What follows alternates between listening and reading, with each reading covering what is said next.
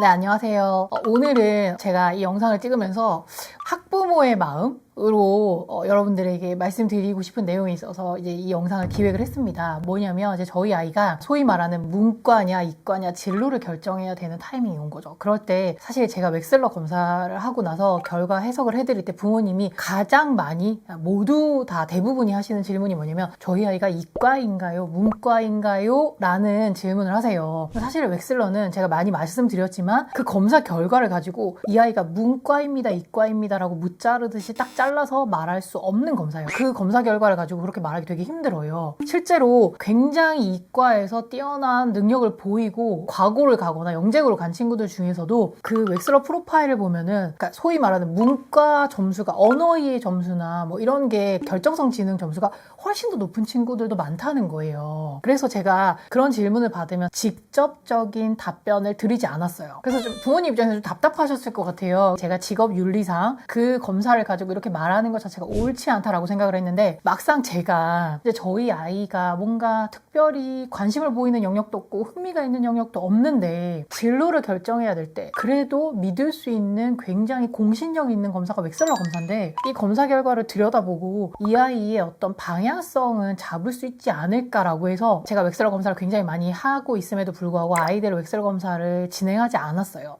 굉장히 나이가 됐음에도 불구하고. 그런데 이번 일을 계기로 이제 웩슬러 검사를 진행을 하면서 그런 관점에서 웩슬러 검사를 다시 결과를 바라보게 된 거예요. 제가 드릴 수 있는 정보가 너무 많은 거예요. 이과인지 문과인지 적성검사, 흥미검사, 진로적성검사 이런 것보다 웩슬러 검사 결과를 해석했을 때 그리고 사실 요즘에는 융합이 대세기 때문에 문과라고 해서 이과적인 소양이 필요 없는 게 아니고 이과라고 해서 문과적인 소양이 필요 없는 게 아니잖아요. 다 잘 아시죠? 이과도 문과적인 성향이 있으면 굉장히 유리하고 문과도 이과적인 성향이 있으면 굉장히 유리해요. 우리 아이가 어떤 영역에서 어떤 부분이 잘 발달되어 있고 훨씬 더 유리하게 타고났는지를 알고 싶으신 거잖아요. 그래서 제가 되게 많이 반성했어요. 아, 그런 마음이셨구나. 얼마나 답답하셨을까. 그런 맥락에서 드릴 수 있는 정보가 되게 많은 거예요. 그래서 그 정보에 대해서 시리즈로 풀어보려고 이 영상을 기획을 했고요. 두 번째는 저도 사실 마치 판도라의 상자를 여는 것처럼 그러니까 대략 아이가 어느 정도인지 수준이겠다라는 거는 감을 잡고 있었지만 이렇게 정확하게 뭐 웩슬러로 검사를 해본 적이 없으니까 막연하지만 몰랐던 거죠. 근데 웩슬러 검사 결과를 딱 받으면 거기에 풀스케일 IQ 수치가 딱 나오죠. 그러면 이제 그게 내가 생각했던 것보다 너무 낮거나 이러면은 실망할 것 같다는 두려움이 딱 드는 거예요. 결과지를 받아보기 전에. 그래서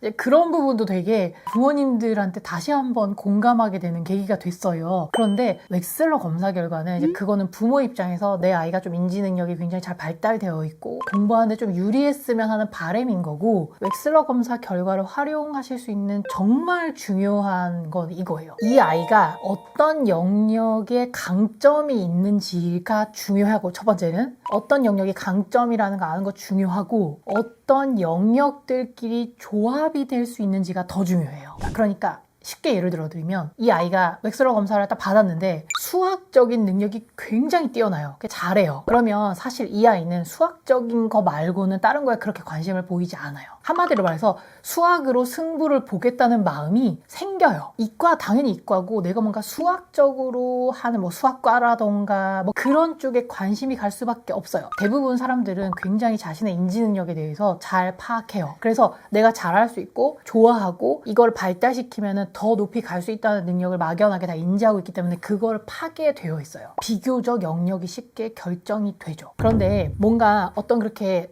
뾰족하게 하나의 봉우리가 생기지 않고 완만하게 여러 가지가 있는 애들 같은 경우에는 이것도 괜찮다고 하고 또 반대로 이것도 싫다고 하고 저것도 싫다고 하고 저것도 싫다고 해요. 그런데 그런 아이들이 사실은 제일 애매하고 저희 아이가 그런 유형이거든요. 그래서 도대체 어떻게 해야 될까라는 고민을 하면서 제가 막 자료를 찾고 이 프로파일로 어떠한 정보를 얻을 수 있을까를 하다 보니까 이제 대표적으로 여러분이 잘 알고 계시는 그 미국의 컵밥으로 자수성가한 분이 계세요. 성함이 손성훈 씨인데 그 유퀴즈에 나오셨으니까 궁금하신 분들은 한번 찾아보세요. 이분이 뭔가 미국에 막연히 가서 사업을 하시고 있는데 잘 안 됐는데 우연히 TV에서 노량진에서 컵밥이 유행이다라는 그 뉴스를 딱 접하고서는 미국에서 푸드트럭으로 컵밥을 만들기 시작한 거죠. 컵밥을 만들어 처음엔 잘 됐어요. 그런데 이분이 요리에 엄청나게 일가견이 있거나 정통적으로 막 요리를 배운 분이 아니고, 그리고 제가 말했던 것처럼 수학에 엄청나게 재능이 있는 것처럼 요리에 엄청나게 뭔가 타고난 재능과 그런 게 있었던 분이 아닌 거예요. 처음에는 신기한 거니까 반짝 인기를 끌었지만 금방 시들해진 거지. 그래서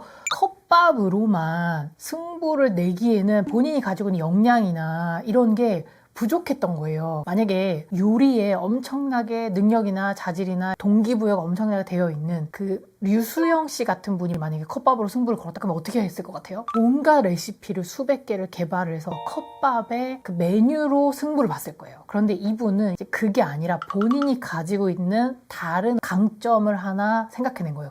이분이 비보이 댄스하는 거를 취미처럼 즐겼대요. 그래서 학창시절에는 부모님이 너무 싫어하셨대요. 공부랑 상관이 없는 소위 말하는 딴짓 같아 보이니까. 근데 이분이 컵밥을 사러 오는 사람들에게 어떤 그걸 문화적인 장으로 만들어서 내가 비보이 댄스를 가미하면 컵밥이 정말 맛있어서 그것만 먹으러 오는 사람들이 아니라 컵밥을 적당히 먹으면서 비보이 댄스도 즐길 수 있는 이런 컨비네이션을 한다면 어필을 할 수 있지 않을까라고 해서 이분이 대성을 했어요. 제가 웩슬러 검사 결과를 활용하시는 방법에서 예를 들어 드리는 게 이런 분인 거예요. 어떤 영역이 특출나게 잘하지 않는 아이들이 웩슬러 프로파일을 보고 무엇을 하시면 되냐면 내가 적당히 잘하는 영역이 무엇인지를 찾아서 1 더하기 2 더하기 3을 하잖아요. 그러면 1도 적당히 잘하고 2도 적당히 잘하고 3도 적당히 잘하는 사람은 거의 없어요. 거기에 개인적인 취향이나 취미 같은 게 이렇게 개입이 되잖아요.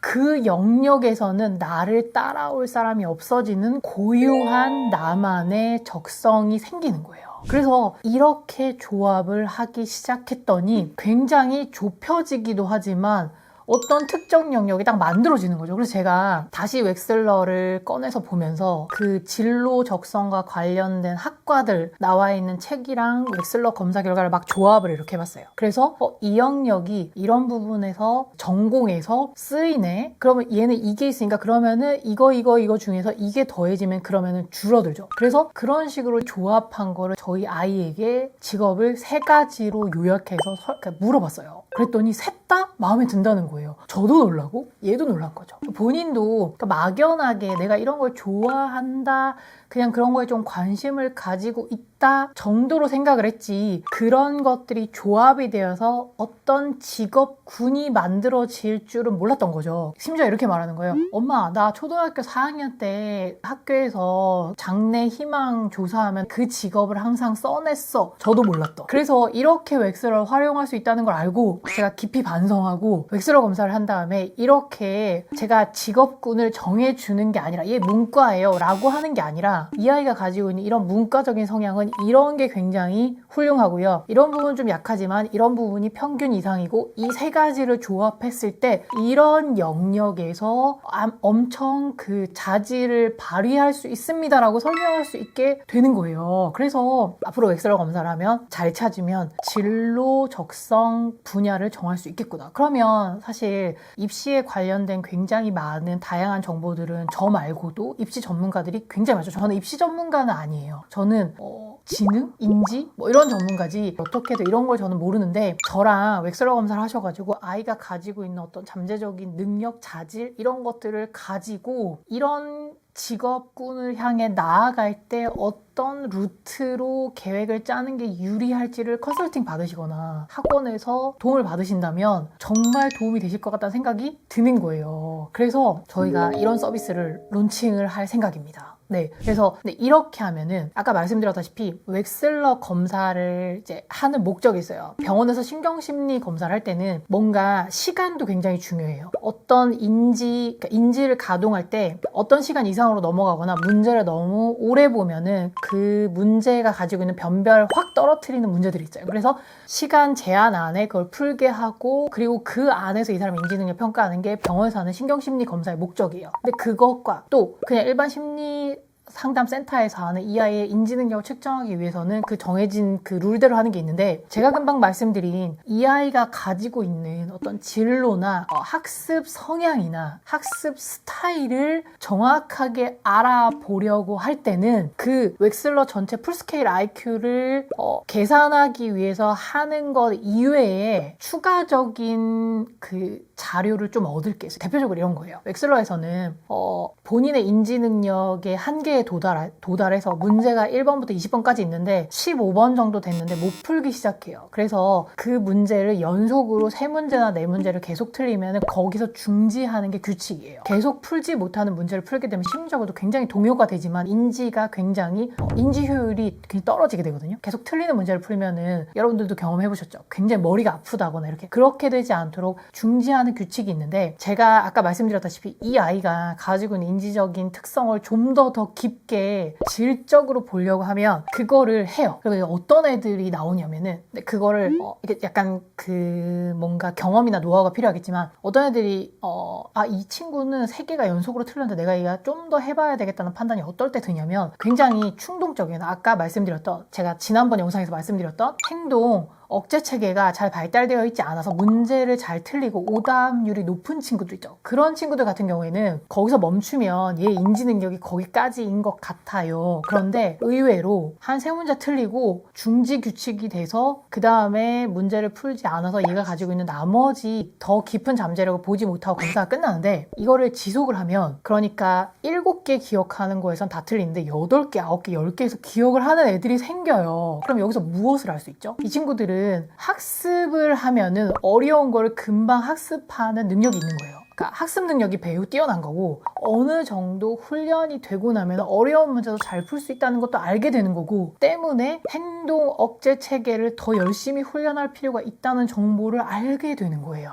그래서 마치 뭐라고 해야 되지? 여기까지만 딱 보면서 얘 인지 능력은 여기까지구나 라고 단정 지을 수 있었던 걸 아니구나, 이렇게 얘는 가다가 중간에 구멍이 생겼다가 다시 회복하는 애구나 라는 이 아이에 대한 좀 더 깊은 질적인 데이터를 얻을 수 있는 거예요. 근데 이렇게 하려면 원래 하는 웩슬러 검사보다 시간이 좀 더 필요해요. 왜냐면 이게 틀리고 나서 계속 문제를 풀고 이러려면은 좀 더 집중하는 게 필요하거든요. 그래서 웩슬러 검사 시간이 이렇게 검사하려면은 좀 더 걸리긴 하지만, 그래 나눠서 해야 된다는 생각도 저는 사실 드는데, 어쨌든 이런 방식으로 이 아이가 가지고 있는 인지 특성을 내가 웩슬러 IQ 점수를 넣겠다는 게 아니라, 이런 정말 특성을 이 검사를 통해서 내가 찾아내겠다라고 하면은 얻어낼 수 있는 정보가 너무너무 많은 거예요. 그러니까 이를테면 웩슬러 그 언어 이해 점수에서 0점, 1점, 2점 이런 식으로 점수를 나누는데, 그렇게 해서 그 단어가 맞았는지 안 맞았는지 점수를 내는 수준이 아니라 이건 이제 양적으로 계산을 하는 건데, 질적으로 이 아이가 쓰는 단어나 사고하는 방식이나 서술하는 방식, 이런 것들을 이제 다 그거를 분석을 따로 하면 이 아이에 대해서 이 아이가 언어를 이해하고 지식을 받아들이는 패턴이나 스타일을 알 수 있게 돼요.